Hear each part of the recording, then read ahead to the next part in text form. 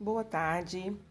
Continuando nossa aulinha, que demos início na semana passada, hoje nós vamos começar a falar sobre o domínio atlântico, que corresponde ao que a gente conhece como Mata Atlântica. A Mata Atlântica é um ecossistema característico do litoral brasileiro. Ele se estende por todo o litoral, desde o Nordeste até o Sul. Algumas regiões quase não existem mais, porque onde era a vegetação típica, né, de floresta tropical da Mata Atlântica, hoje em dia deu lugar aos grandes centros, grandes cidades, praias que são visitadas por turistas, polos petrolíferos, né?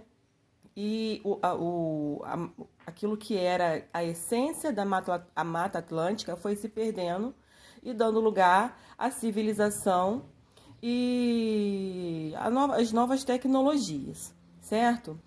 A característica dela é de árvores de vegetação densa, árvores de copa alta.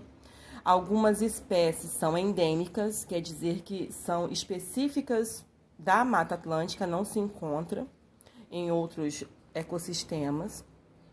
Ela possui um clima quente e chuvoso, quer dizer que devido à grande evaporação, o nível de evaporação de água das plantas, sempre chove nesses ecossistemas.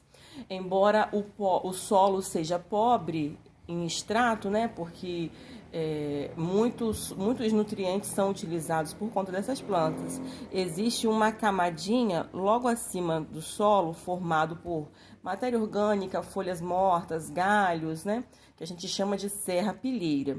A serrapilheira é fundamental para manter a umidade do solo e os nutrientes que são produto da decomposição da matéria que cai ali, né? Sempre tem a presença de minhocas, insetos, fungos e bactérias que vão decompor aquela matéria orgânica e deixar o solo mais nutritivo, certo?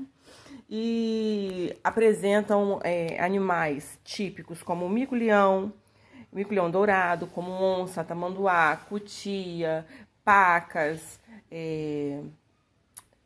sagui, são animais típicos da Mata Atlântica.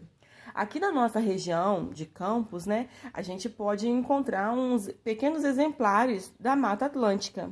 Se vocês não sabem, a florestinha, a mata que a gente encontra no Imbé, em Rio Preto, Lagoa de Cima, tudo faz parte da Mata Atlântica. Embora a gente saiba que esses lugares são muito utilizados por turistas, visitantes, né, para explorar a cachoeira, para explorar a lagoa, para poder andar de jet ski, para passar um final de semana, uma tarde curtindo. Mas é muito bom a gente visitar, mas a gente tem que pensar que impactos estão sendo causados naquele lugar, naquele ecossistema, e tudo isso reflete na natureza, na vida que existe ali, nos animais, na vegetação que existe ali, que está sendo prejudicada com a influência humana, tá bom? Fiz uma explanação rápida sobre o domínio atlântico, que é a Mata Atlântica, mas vocês têm que ler. É pouca coisa, é só esse pedacinho. O que eu resumi é basicamente o que está escrito aí. E agora a gente vai para o domínio amazônico, que, como o próprio nome diz, o domínio amazônico diz respeito à floresta amazônica. Floresta amazônica, embora a maior parte da sua extensão seja no Brasil, ela se estende por vários países da América do Sul. O coração da Amazônia fica no Brasil, mas existem ramificações por vários países que fazem divisa com o Brasil, certo? Muito parecido com o domínio atlântico, né? Ela também tem um solo pobre, porque a vegetação é muito intensa, sugando os nutrientes do solo, mas também o ciclo é constante, porque vai morrendo, caindo folhas, morrendo alguma matéria orgânica que vai entrar em decomposição no solo e vai devolvendo os nutrientes para o solo para serem novamente absorvidos. E por ser uma região ricamente irrigada por rios, córregos que vão se alargando até formarem verdadeiros rios, como esse daqui, por exemplo, que é um dos rios que existe na Amazônia. Por conta dessa abundância de água, é um local com uma biodiversidade incontável. Vários tipos de matéria-prima para medicamentos e cosméticos são extraídos da Amazônia. Por isso que existe um olho muito grande dos estrangeiros, das indústrias farmacêuticas e de cosméticos na Amazônia, né? Porque eles querem explorar, vem aqui, retira a matéria-prima de algum vegetal, de alguma planta, o que for, vai levar para o país dele para poder produzir em laboratório, em larga escala, ou medicamento, ou produto cosmético, e vender para a gente por um preço muito mais alto, sendo que somos nós que fornecemos a matéria-prima para eles, né? Isso é um fato a se pensar. Uma questão que levanta muitas polêmicas a respeito disso. Mas voltando às características da Amazônia. Então, são vários tipos de plantas, algumas vivem à sombra de outras, algumas vivem porque quanto mais densa a árvore, né, naquele local, menos luz solar vai entrar para o solo. Algumas espécies são adaptadas a viver em ambientes sombrios, com muita umidade e pouca luz solar. São adaptados a essa realidade. Aqui a gente pode observar um recorte do extrato da Amazônia. Vários tipos de plantas, algumas aquáticas, rasteiras, arbustos, plantas mais altas, até aquelas que estão lá no topo pegando toda a luz possível do sol, certo? E o que mais que eu posso falar? Diversidade de animais também. Aqui nós temos alguns que são típicos da Amazônia e características de animais realmente que são diferenciados por conterem veneno, por serem tão pequenos e muitas vezes indefesos. Eles têm que desenvolver a sua defesa natural, né, para poder saber lidar com algum tipo de predador. Algumas serpentes venenosas existem na Amazônia, peixes venenosos, vários tipos de anfíbios, aves e pássaros. Tudo isso a gente consegue encontrar no domínio amazônico, certo? Então, continuando, o domínio do Cerrado. O domínio do Cerrado é característico do Brasil, do centro-oeste do Brasil, que é caracterizado por um ecossistema tipo savana, diferentemente da savana encontrada na África. Mas algumas coisas são bem características. Animais como, por exemplo, o lobo-guará é um exemplar do Cerrado brasileiro. É típico, uma espécie endêmica, só existe lá. E ele varia ele tem vários níveis de vegetação.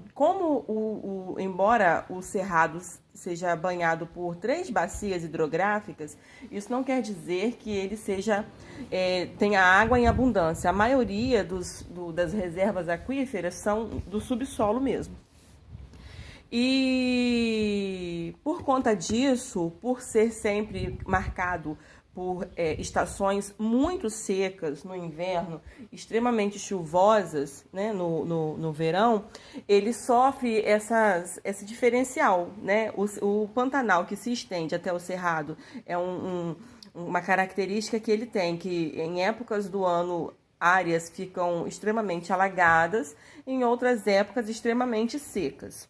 E sujeito a queimadas, como a gente observou aí algumas semanas atrás, o Cerrado e grande parte da Amazônia pegou fogo e foi difícil controlar, mas graças a Deus, por conta da chuva, né, foi a única forma de conter o fogo que devastou grande parte desse ecossistema, desses 2 ecossistemas. Então, como eu falei que existem vários níveis do Cerrado, né? Ele pode se dividir em campo limpo, que tem só gramíneas, que não tem nenhuma vegetação. Campo sujo, quando vai surgindo algum arbusto, que já não é mais só campo. Campo cerrado, o cerrado propriamente dito e o cerradão com variedades maiores de árvores. Uma característica que eu costumo sempre frisar no cerrado é que as árvores que se encontram lá no cerrado, elas têm os galhos e os troncos retorcidos. Mas por quê, professora? Porque quando as árvores têm os seus galhos retorcidos, elas perdem menos água para o ambiente, devido ser um ambiente extremamente seco. Quando ela retorce os seus galhos, ela evita uma perda excessiva de água. Como eu já falei em alguma aula para trás aí, quando a gente pega uma toalha de banho e torce ela, ela vai perder água muito mais lentamente, ela vai secar muito mais lentamente do que se a gente pegasse uma toalha de banho e abrisse e deixasse ela aberta no varal, exposta ao vento e ao sol para poder secar. Então, essa é uma adaptação que a vegetação do cerrado desenvolveu para perder menos água, correto? Deixa eu ver se tem mais alguma coisa para falar. Os impactos que são causados, né, pela população em geral, porque a maioria dos incêndios, eu já falei sobre os incêndios, né? A maioria dos incêndios é causado pela ação humana, de repente propositalmente para poder limpar a área, para fazer pasto, ou às vezes não tão intencionalmente, quando deixa cair alguma guimba de cigarro, ou se você faz uma fogueirinha pequena no quintal e acaba perdendo o controle e ganhando a mata dentro, né? E quando isso acontece, o solo fica extremamente pobre. O fogo é um fator que dizima todo e qualquer nutriente que possa existir ali. E aquele solo vai levar algum tempo para se refazer. Embora na natureza tudo se refaça e ela consiga se reestruturar, né? A resiliência é uma característica da natureza, embora leve tempo para poder ela voltar às características originais, correto? Aqui a gente pode até observar, ó, o tronco e os galhos retorcidos, como eu falei, olha, típico da vegetação da caatinga não, do cerrado. Apesar de que na caatinga também apresenta essa característica. Caatinga é um ecossistema que nós vamos assistir na próxima aula. Hoje é só isso, tá? Um beijinho para vocês.